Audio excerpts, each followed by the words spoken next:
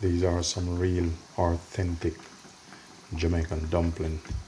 I normally call them my Olympic dumpling